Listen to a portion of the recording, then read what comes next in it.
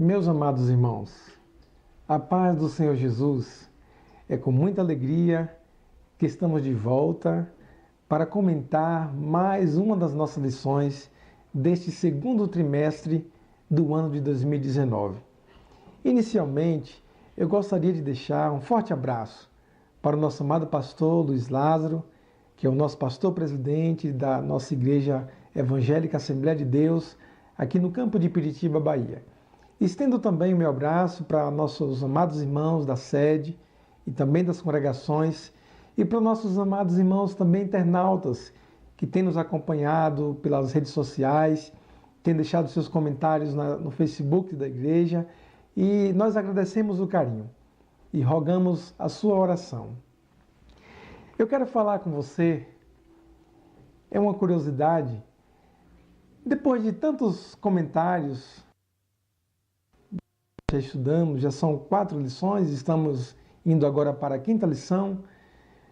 Como é que você se sente? Você estudando lá na sua classe, junto com seu professor, na sua escola bíblica dominical, entender pelo fato de Deus ter deixado registrado nas páginas sagradas o registro sobre o tabernáculo. Como o tema desse trimestre fala, o tabernáculo, a obra, os símbolos da obra redentora de Cristo na cruz do Calvário. Você já consegue se identificar com isso? Ver também a relação de Jesus e a sua igreja com a história do tabernáculo? É sobre isso que nós continuaremos a estudar e comentar com as nossas lições. Hoje falaremos sobre a pia de bronze, lugar de purificação. É o tema da lição de número 5. Já começando então pela verdade prática, que vai falar de um de seus símbolos. Vamos ver aqui na lição que diz a verdade prática. A pia de bronze é o símbolo do processo da santificação que Cristo realiza em nós através de seu sangue e da palavra de Deus. Que maravilha, irmãos! O texto áureo está registrado no Evangelho de João, capítulo 15, versículo 13. Diz assim: Vós já estáis limpos pela palavra que vos tenho falado. Palavras de Jesus para os seus discípulos. A leitura bíblica em classe está registrada no livro de Êxodo, dos versos 18 ao 21. Também no capítulo 40, dos versos 32, e na primeira carta de Paulo aos Coríntios, no capítulo 6, versos 11. E a carta de Paulo aos Efésios, capítulo 5, versículos 26 e também o 27. Você vai fazer a leitura na sua revista. No comentário da lição passada, se você lembra disso, nós vimos que a primeira peça, quando os sacerdotes entravam no tabernáculo, que eles se deparavam e contemplavam, era o altar do holocausto. E o altar do holocausto, tipologicamente, apontava para o Calvário, o sacrifício de Jesus na cruz. Jesus realizando de uma só vez a nossa redenção. Agora, nessa lição de número 5, a pia de bronze, tipologicamente, vai apontar para a purificação. Vamos tentar entender, então, compreender onde ficava exatamente localizado a pia de bronze, aonde se faziam os cerimoniais, todos os rituais que Deus ordenou que Moisés fizesse aos sacerdotes. E, como eu falei anteriormente, a pia de bronze, ela ficava entre o altar do holocausto e o lugar santo. Então, em linha reta, indo para o santuário, você via a primeira peça, o altar do holocausto, e logo em seguida você se deparava, o sacerdote se deparava com a pia de bronze. E para que servia então essa pia de bronze? A finalidade da pia era para que os sacerdotes pudessem lavar suas mãos e pés quando iam ministrar dentro do santuário.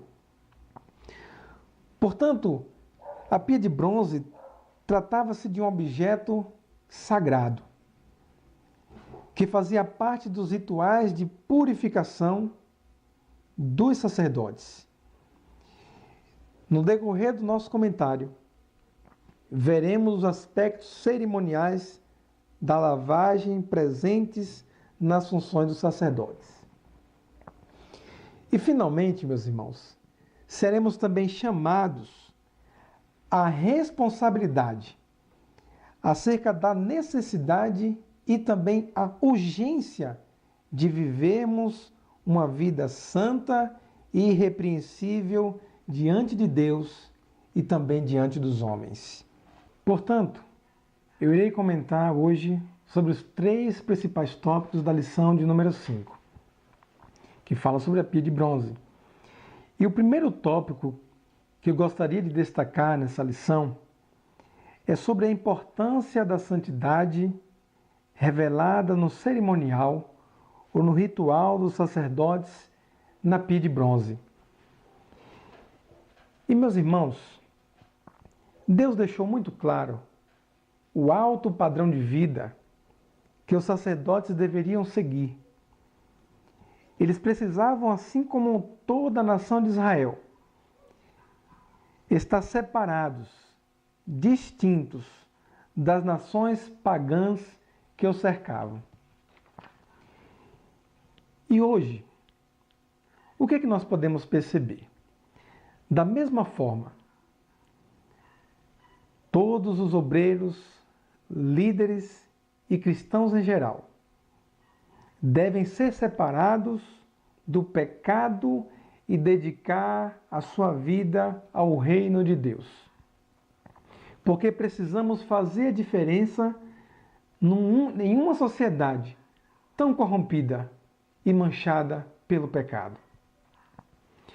Meus queridos, o chamado de Deus implica em nossa separação do mundo e em nossa imediata santificação a serviço do seu reino.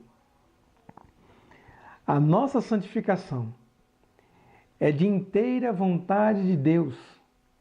Em 1 aos Tessalonicenses 3, Paulo recomenda aos irmãos de Tessalônica. Ele diz: pois essa é a vontade de Deus, a vossa santificação. Louvado seja Deus. Então, fica muito bem claro de que Deus exigia deles santidade, pureza e distinção. Na lição de hoje, nós somos desafiados por uma doutrina indispensável para a nossa segurança espiritual, porque a santificação produz segurança. Nunca se esqueça disso. Santificação produz segurança para você, amado irmão e amada irmã. O segundo tópico que eu gostaria de destacar nessa lição de número 5 é sobre a pia de bronze sendo um lugar de limpeza e pureza.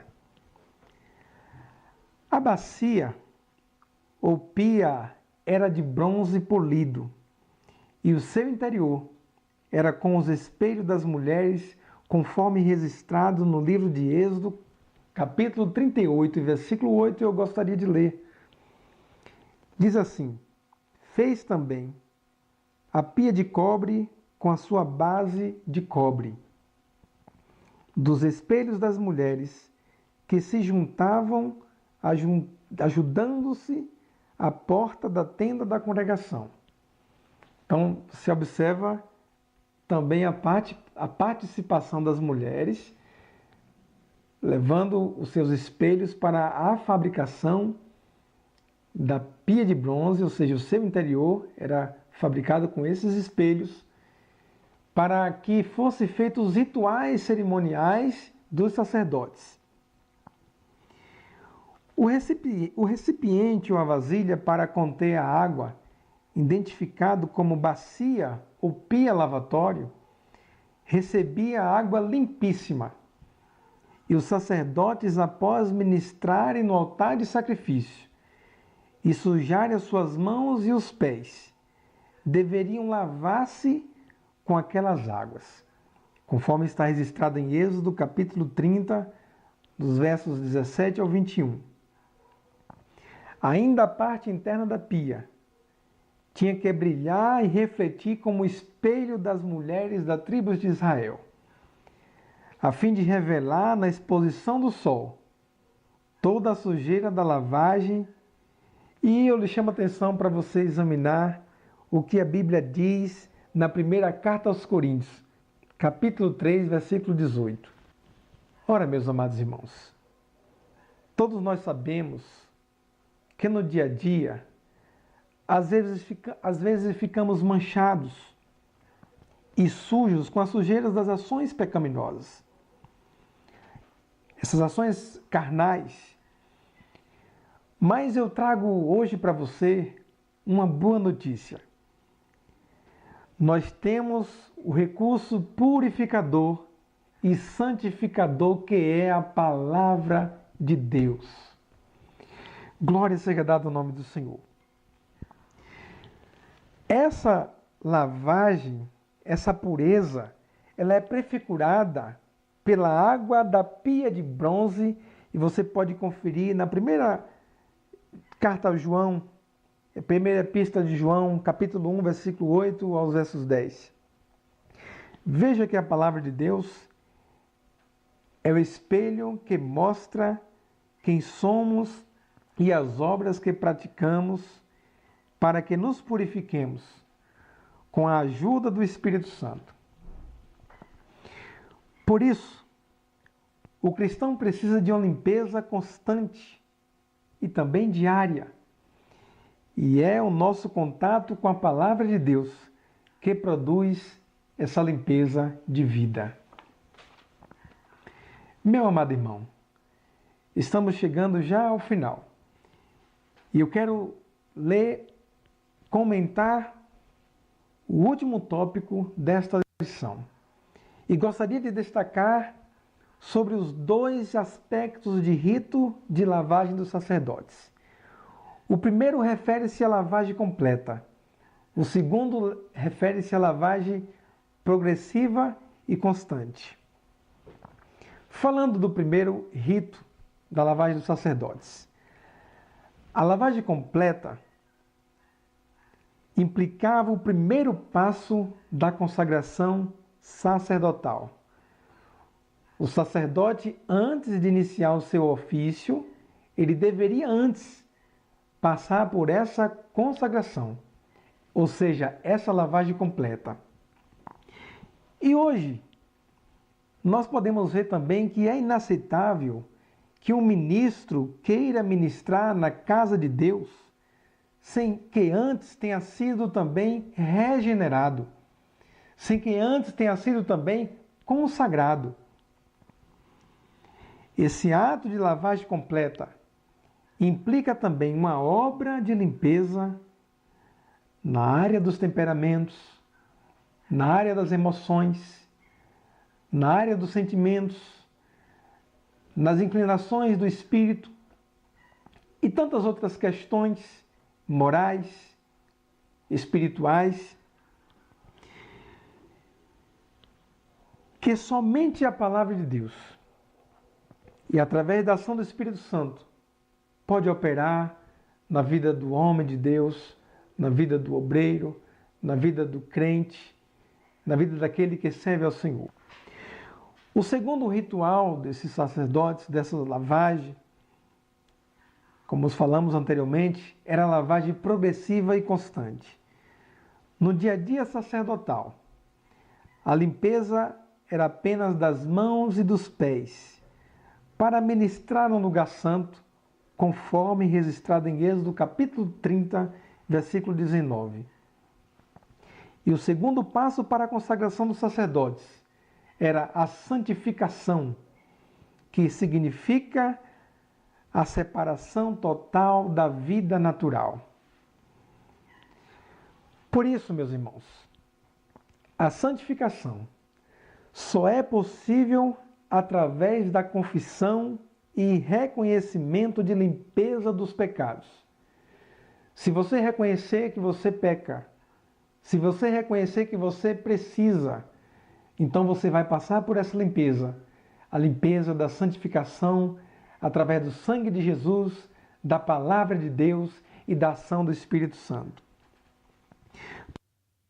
Porque não é resultado pedir santificação sem confessar os nossos pecados e sem aplicar e praticar a palavra de Deus no nosso dia a dia.